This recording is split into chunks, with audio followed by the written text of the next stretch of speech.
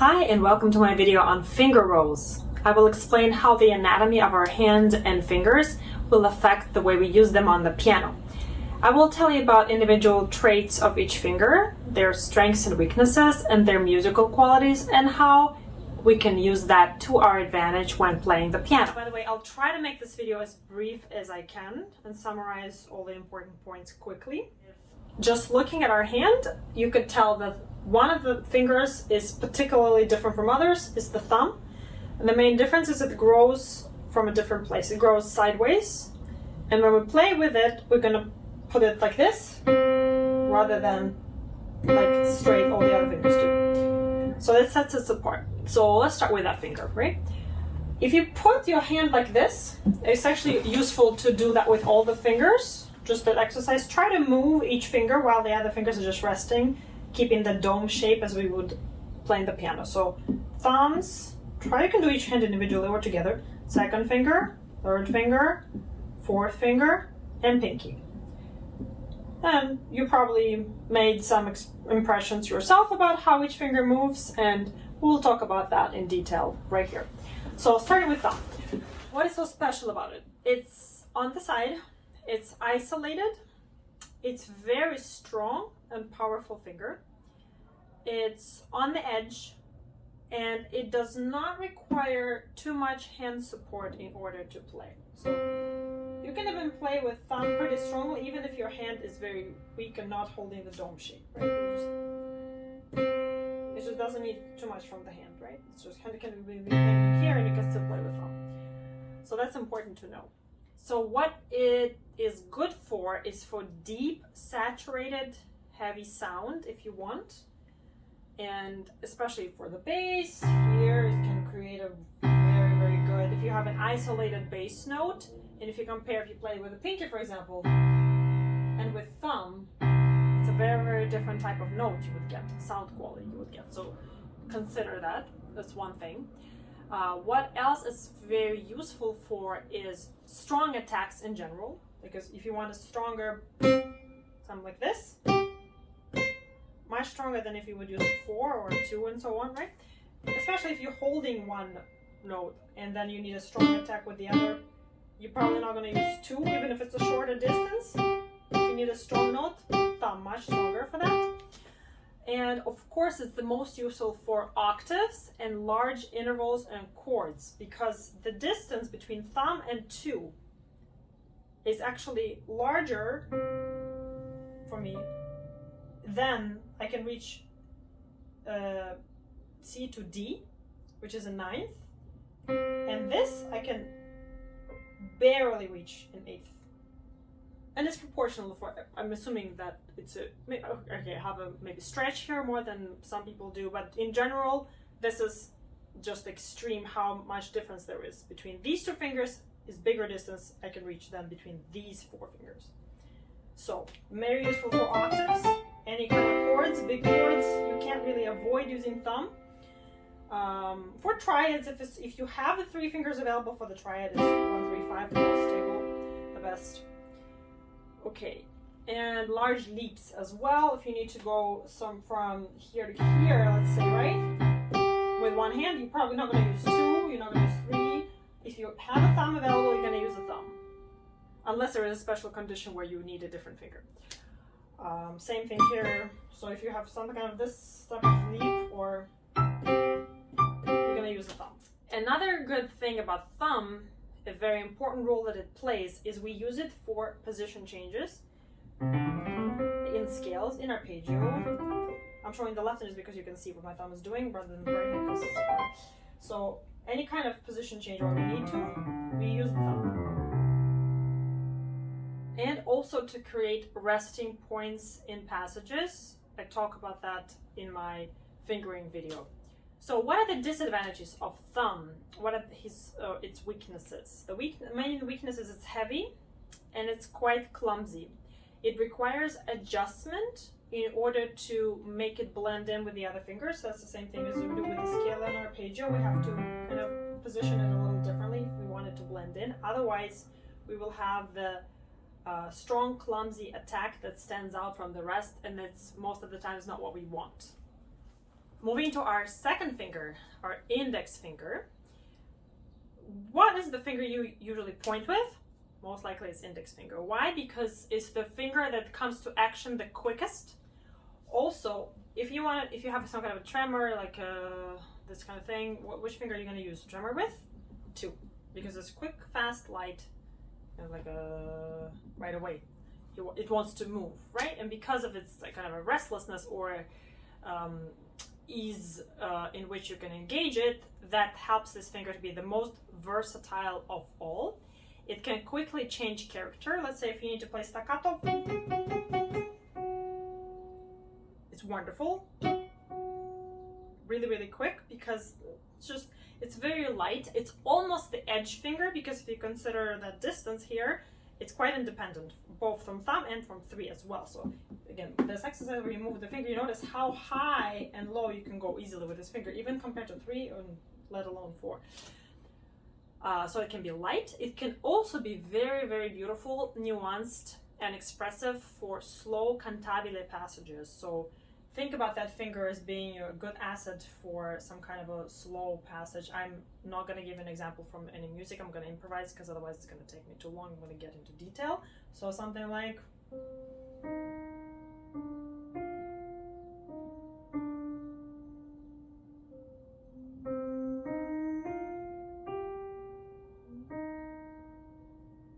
So you get the idea. Then another thing about this finger, what it's very good for, is to end a slur. So something, a delicate ending. Sorry, I'm singing along. It's a habit that's hard to get rid of. So you can control it with ease, this finger. It's very, very maneuverable and quickly called into action. I already mentioned, quick responder, very agile. It can give you versatile types of attacks. I already mentioned. It can be very, very precise and good with staccato, some kind of the character, second character actor in a way. And the last thing, it's very good in trills, especially a lighter type of trill where you have like this kind of, or embellishments, quicker ones like Mozart, for example, something like this. Because it can be very, very light and agile. A great combination. Somebody in the comments, actually, thank you so much, mentioned that I missed a point about the best fingers for trill. If you have a trill with black note and then a white note, it's a great combination to use 2-4, actually, because both of them can produce a very light and delicate sound. And this position is very, very comfortable for the hand. Even sometimes not so good with 2 white keys, but the black key and the white key is great. The other way also works. If the 4 fingers on a black key, also fine, because they're kind of skipping one note here, and that is, it's good. Also, they work well as a pair because anatomically you can see they're almost the same height. That makes them a good pair to work with. Moving on to our finger number 3, our middle finger. It's right here. You can see it's longer than all the other fingers. It makes him produce a stronger attack. It's a very strong finger. And also because it's in the middle, it's the finger that's responsible for keeping the balance of the hand. It's a very grounded finger.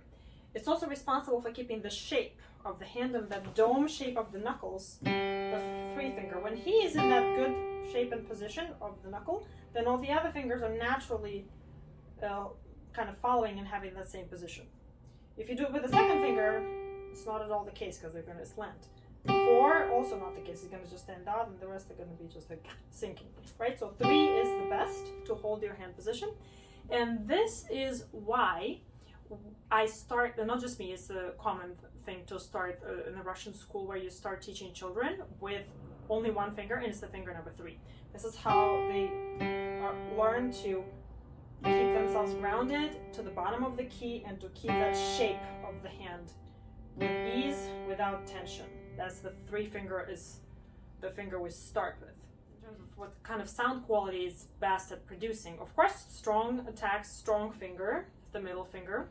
So if you need a stronger note, a more kind of a grounded, more balanced, so longer tone, more powerful. And if you have a choice between these three fingers, you're gonna use the finger 3 for that note, not the 2, depending of course of how far the notes are. You also have to think in context of which finger is easily available and which finger is a little bit more difficult to engage in a certain position, so keep that in mind, just a side note. What Chopin used to say about the 3 finger is that it's a great singer for cantabile playing, it for slow passages. So if you need a note that sustains for a long time, that you need to emphasize in a melody. For example, this Mozart here, fingering in my edition, I like this.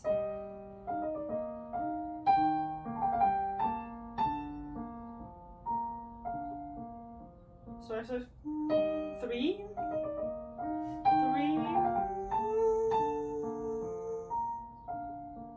On the keyboard, it's not as noticeable, that sustain sound, because it's not so good in the real strings, of course, better, but you get the idea. So it's great in highlighting melodic notes. It's good with triads. As I mentioned before, if you have a triad, if you have these 3 fingers available, this is what you're going to use. In a triad, if it's inversion, depends on which inversion. There are some rules related to that. And of course, it's also great to use it as a double stop in pair, actually, with thumb. Very strong thirds, even fourths. But for thirds, this is stronger than this in terms of a pair, even though this is also used as a pair, but this pair is going to be stronger. This is lighter. So depending what kind of a third you need, what character that third has, you might want to use this versus these fingers. Moving on. Okay, number 4.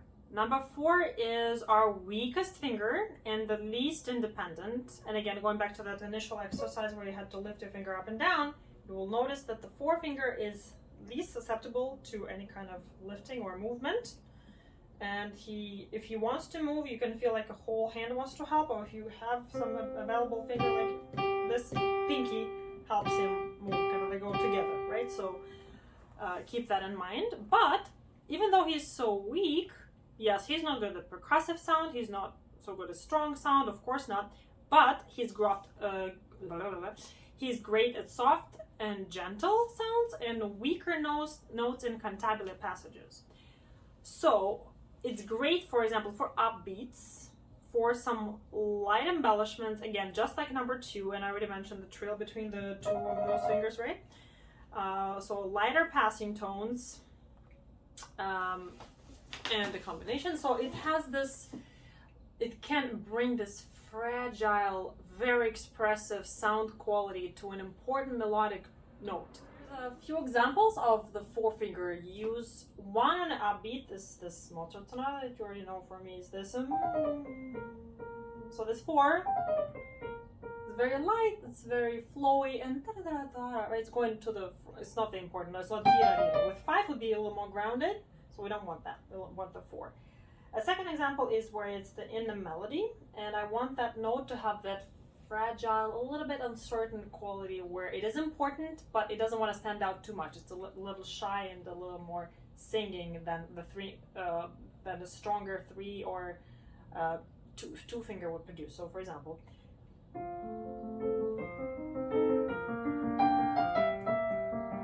so that, yeah, I made a little bit more agogic emphasis there, but let me try again. So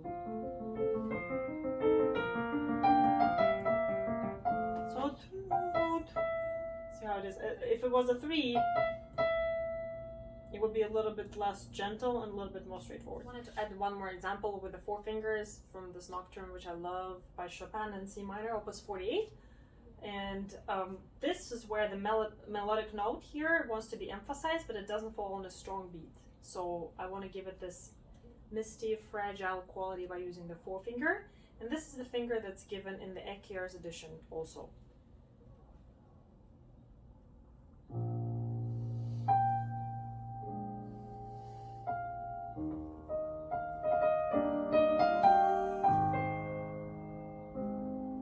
And even though I changed it to 5 afterwards, easier to go to A flat, but I still start with K. And after the 4 finger being so misty and eloquent, we have the 5th finger, the pinky. most distinguishing quality, it's the shortest, the smallest, the lightest, tiny little finger.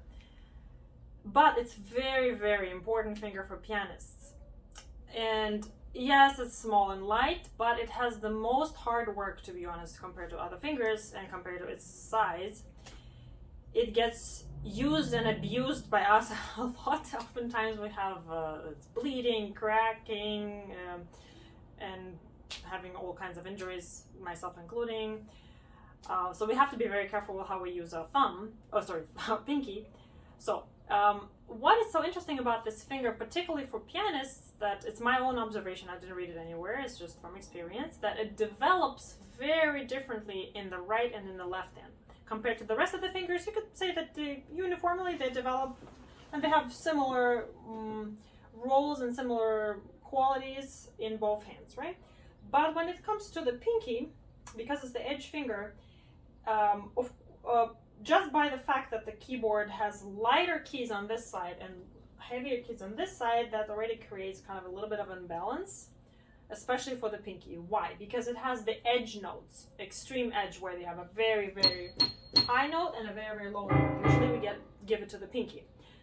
And the function of those notes is very different. So for the right hand, this finger usually exemplifies a highest and most piercing melodic note in a chord. It can be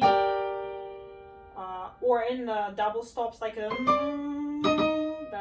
right. So the pinky is the most important here to bring out the melodic voice in a texture where you have more than one note playing the melody, or more than one note playing at the same time.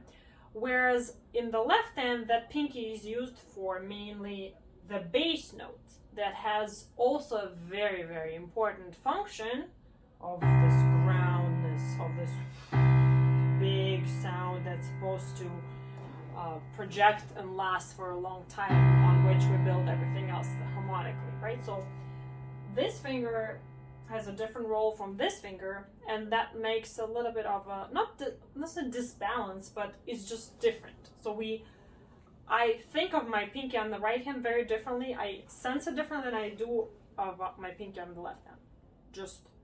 And generally our right hand pinky is a little more agile and versatile, and this pinky is a little heavier, generally. But it's, again, my observation of what I infer from my own experience. Pinkies generally, it can handle a lot of pressure, but it needs to be trained and prepared, both hands. They're both, of course, already generalized, both hands, pretty independent, and is a side finger too, which helps him to be independent and agile as well. After two, I think he's the most agile and lightest in that sense, if it's trained well. In strength, it can also compete with his bigger brothers, even though he's smaller. So don't disregard, don't think he's small and weak. He's not weak, he's great. It can be trained to produce a very sharp, strong, and percussive sound, especially if you need him to. On the black note with the octaves, he usually is not used. Usually it's a 4, but if you need to, if it's a chord, yes, he can do very, very well, especially considering he's smaller. He can be very precise if you need to train him properly. It can give you a very brilliant and piercing tone and sound in the high register. It's wonderful to finish a scale. Again, this is a brilliant way to just send it out to the world. It's great. Okay, that's it for the finger rolls. I hope it was useful to understand why certain fingers are assigned certain functions when we play, how to choose a finger that will best bring out whatever you want to say musically, or whatever will ease your technical means to play a certain passage and things like that. So just consider these physiological traits of fingers to be important and keep them in mind when choosing your fingers. And I'll see you in the next video. Thank you for watching.